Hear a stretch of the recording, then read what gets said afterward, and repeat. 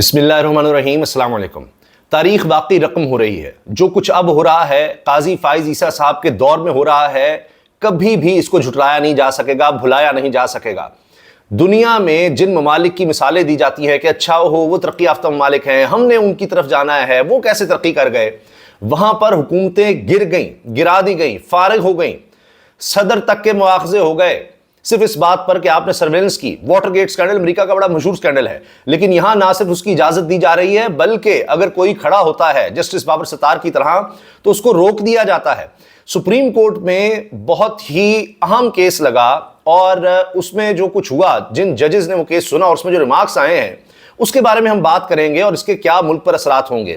اس کے ساتھ ساتھ اب اسلام آباد میں وفاقی دارالحکومت میں کیا ہونے والا ہے. عمران خان کو ایک بڑا ریلیف مل گیا ہے اور جو اپنے بچاؤ کے لیے جو چال چلی گئی تھی اب خود ہی پھنس گئے ہیں کہ کیا کریں، نہ آگے کے رہے نہ پیچھے کے رہے.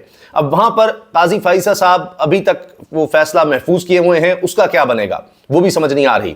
تو ان سب پر بات کریں گے. پھر اسلام آباد کا کون کون رخ کرنے لگا ہے، بجلی کے بلوں کے حوالے سے ایک اور خبر آ گئی ہے، وہ بھی آپ سے شیئر کریں گے. IMF کا معاملہ، یہ کہا جا رہا ہے، یہ افواہیں گرم ہیں کہ IMF پاکستان کو شاید اب قرض دے گا ہی نہیں کیونکہ یہاں پر پولیٹیکل انسٹیبلٹی اتنی زیادہ ہے.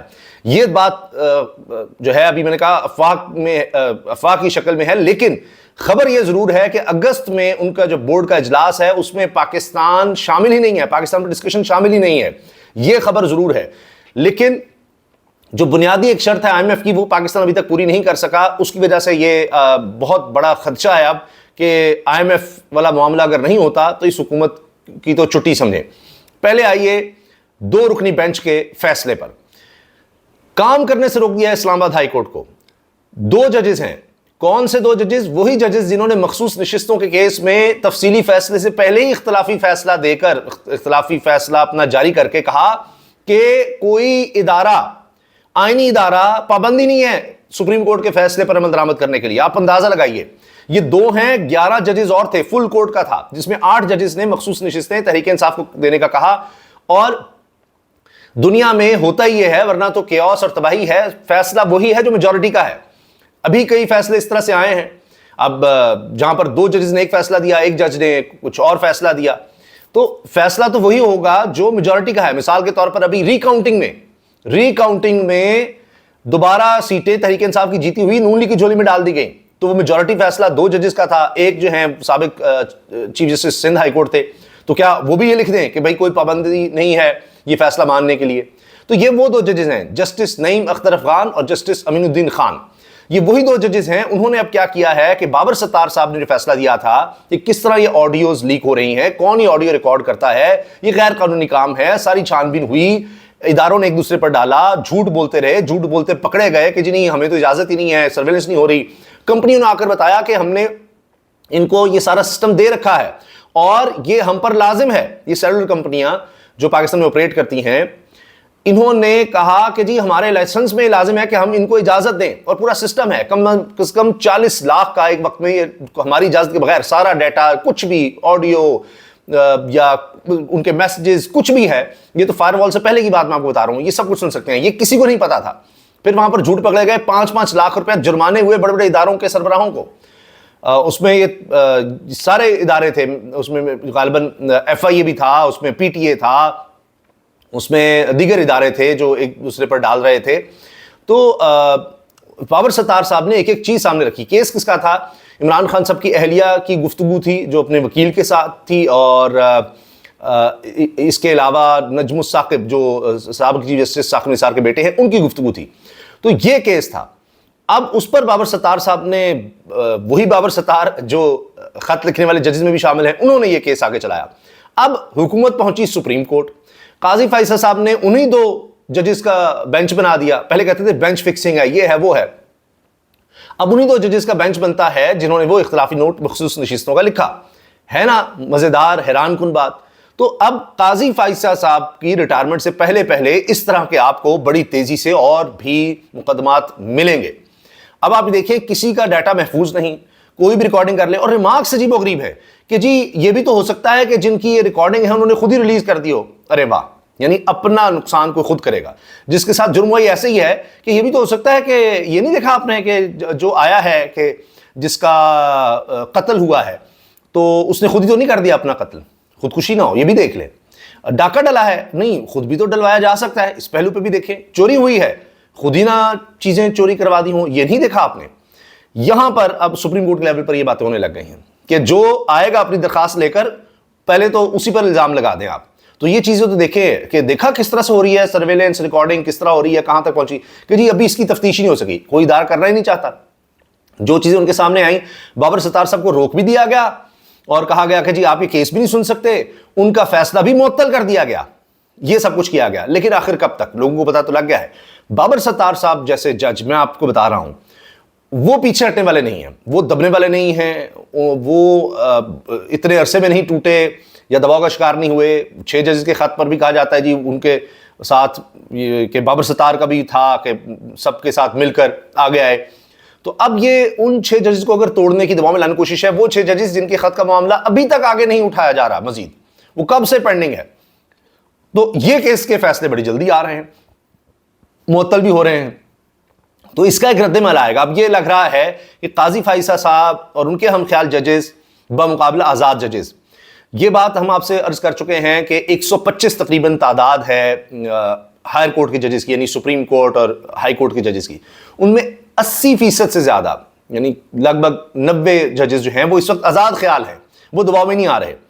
تو یہ اب مسئلہ بنے گا کہ کچھ فیصلے اس طرح کے ہیں اور وہ آزاد عدلیہ پر یعنی مشکلات ڈالیں گے. جس طرح میں نے آپ کو بتایا 6 ججز کا خط ہے, لاہور ہائی کورٹ میں بھی آپ دیکھ رہے ہیں کچھ ججز اس طرح کھڑے ہو رہے ہیں.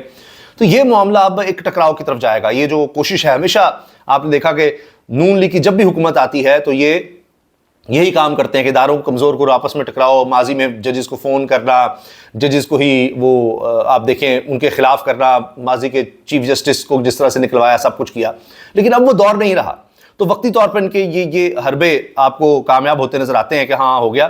لیکن اب آپ دیکھیے گا کہ کیا اب اسی طرح سے آڈیو لیکس دوبارہ ہو سکیں گی. بابر ستار صاحب نے جرأت دکھائی تو اس کے بعد آپ دیکھیے یہ سلسلہ رک سا گیا.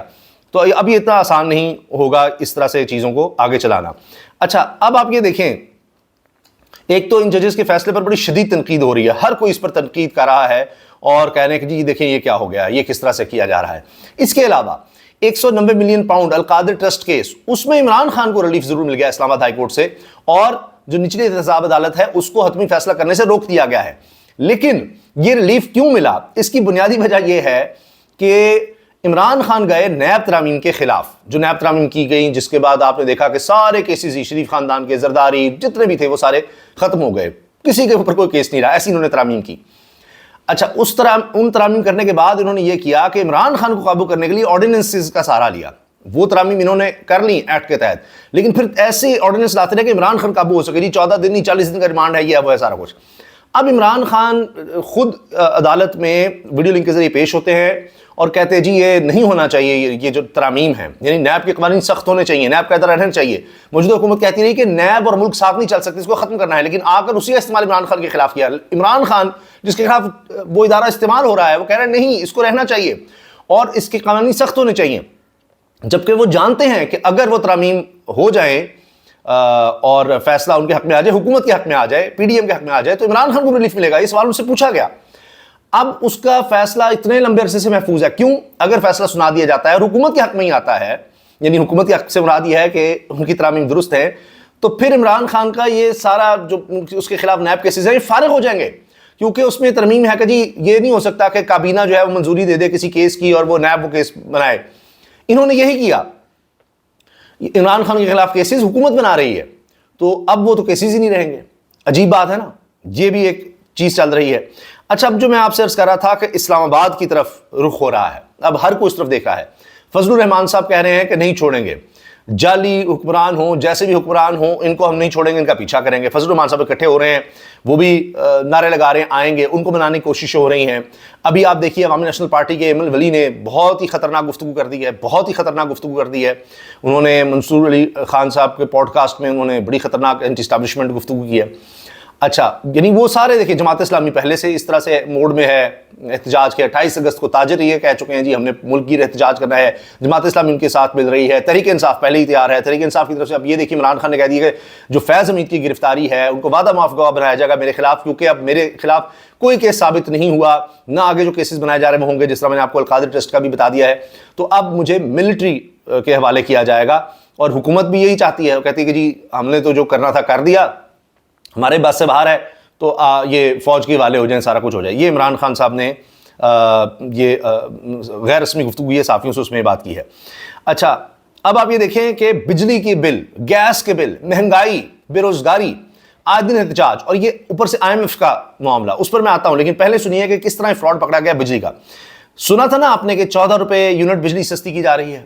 اندازہ لگائیے کہ اب انہوں نے 1000 روپے میٹر رینٹ فکس چارجز کر دیا. اپنا بل دیکھیں بجلی کا, تو پہلے آپ دیکھیں گے 230 روپے ماہانہ رینٹ تھا میٹر کا. آپ استعمال کریں نہ کریں جی بجلی 230 روپے آپ نے رینٹ دینا ہے, وہ ایک فکس ہے, کرایہ ہے میٹر کا. میٹر لگوانے کے پیسے لگ گئے, اس کا کرایہ لگ گیا جو لگا ہوا ہے. خیر اب وہ 1000 روپے کر دیا گیا ہے, 1000 روپے کر دیا گیا. آپ اندازہ لگائیے یعنی 770 روپے 770 روپے اضافہ کر دیا, اور یہاں سے کہنی 14 روپے فی یونٹ کم, وہ بھی 200 یونٹ والوں کے لیے نہیں. یہ دیکھیں ایک عجیب و غریب کہانی ہے. اور اب آخر میں آ جائیے IMF کے معاملے پر. تو IMF کے حوالے سے جو وہاں گردش کر رہی ہیں کہ جی وہ معاہدہ ہی نہیں ہو رہا, تو اس میں یہ تو میں نے آپ کو بتا دیا کہ حکومت سمجھ رہی تھی کہ اس اگست میں ہی ایگزیکٹو بورڈ کا اجلاس ہوگا, اور وہاں سے حتمی منظوری ہوگی $7 ارب کے معاہدے کی. وہ ایگزیکٹو بورڈ کے اجلاس میں پاکستان کا ذکر ہی نہیں ہے, یعنی پاکستان ڈسکس ہی نہیں ہونا. ایک بات یہ تو خبر ہے, ہو سکتا ہے کہ کوئی الگ سے میٹنگ بلا لی جائے, اس میں کیا جائے, لیکن ابھی تک تو اس طرح کی کوئی اطلاعات نہیں ہیں. بڑی خطرناک بات ہے. ایک اور خبر یہ ہے کہ جو شرائط شامل IMF کی, اس میں یہ ہے کہ ہم نے اگلے سال کے لیے, مالی سال کے لیے کم از کم $2 ارب ارینج کر کے دینے ہیں کی کمٹمنٹس, کہ جی ہمیں $2 ارب ملیں گے IMF کے علاوہ. اس میں سے صرف $1 ارب اب تک ارینج کر سکی حکومت, $1 ارب کی کمٹمنٹس کہ ہاں جی دیں گے ہم پاکستان کو دیں گے جی $2 ارب. اس میں سے $2 ارب نہیں, $1 ارب کمٹمنٹ نہیں ہے. اس کے علاوہ $3 ارب کی مزید چاہیے کمٹمنٹس, اس میں سے بھی آدھی ہو چکی ہیں, $1.5 ارب کی سافٹ کمٹمنٹس. تو ابھی تک حکومت جو IMF کی شرائط ہیں اتنی مہنگائی کے بعد, یہ سب کچھ کرنے کے بعد بھی پوری نہیں کر سکی. اور انٹرنیٹ کی جو بندش ہے اس پر ہی پکڑے گئے ہیں. کہتے ہیں کہ جی وہ فائر وال کا تو نام بھی نہیں لینا, لیکن جو وزیر جا کے بھیجتے ہیں کہتے ہیں وہ VPN لگانے کی وجہ سے ہوا ہے. تو انسان سر پکڑ لے کہ اول تو ایسا ممکن نہیں ہے, کہ وہ بیوقوف پر آتے ہیں کہ جی VPN کی وجہ سے ہوا. VPN کی وجہ سے ہو سکتا ہے, اور VPN لگانا کیوں پڑتا ہے یہ بھی تو ان سے پوچھے نا. لوگ کیوں VPN لگانے پر مجبور ہوئے ہیں؟ مختلف ایپس کی بندش کی وجہ سے نا, وہ وہاں بھی پکڑے جاتے ہیں. تو انہوں نے کیا خاک ترقی دینی ہے. اب میں آپ سے عرض کر دوں, جس طرح توانائی ہے اس کے بغیر ترقی ممکن ہی نہیں ہے. کوئی ملک آپ کہیں جی جہاں پر نہ بجلی نہ گیس, کوئی توانائی کا ذریعہ ہی نہ ہو, ٹھیک ہے, تو اس کے بغیر وہ ترقی کر لے. گاڑیاں کیسے چلیں گی؟ آپ کے پاس نہ پیٹرول ہو, نہ گیس ہو, نہ بجلی ہو, توانائی ہی نہیں ہے, تو دنیا کا کوئی ملک ترقی نہیں کر سکتا. اسی طرح سے اس کے برابر ہی میں آپ سے عرض کر رہا ہوں کہ اگر کسی کے پاس انٹرنیٹ نہیں ہے, اگر کسی کے پاس ڈیجیٹل پلیٹ فارمز نہیں ہیں, تو وہ ملک بھی اب ترقی نہیں کر سکتا, وہ اس فہرست میں شامل نہیں ہو سکتا, ممکن ہی نہیں ہے. تو یہ اب اتنا ہی لازم ہو چکا ہے جتنی یہ توانائی. تو وہاں پر ہی آپ کے پاس یہ نہیں ہے. ایک تو توانائی اتنی مہنگی ہے, اوپر سے جو نیٹ اور یہ سب ایپس ہیں وہ بھی بند کی جا رہی ہیں. تو یہ بڑا ایک مسئلہ ہے, اور حکومت نے ابھی تک جو کیا ہے اس سے لگتا ہے کہ وہ جو بھی سسٹم لانا چاہ رہے ہیں وہ ٹھیک نہیں ہو رہا, اور اس سے کروڑوں ڈالر کا نقصان ہو چکا ہے. ابھی اربوں ڈالر کا ہوگا, کیونکہ اس سے امپیکٹ پوری دنیا میں جا رہا ہے کہ یہاں پر یہ مسائل ہیں, لہٰذا یہاں پر کوئی کاروبار نہ کرے. دن بدن اس حوالے سے بری خبریں آ رہی ہیں. تو ایک اور خبر آخر میں سن لیجیے. رواں سال 3968 پاکستانی کمپنیاں دبئی میں رجسٹرڈ ہو گئی ہیں.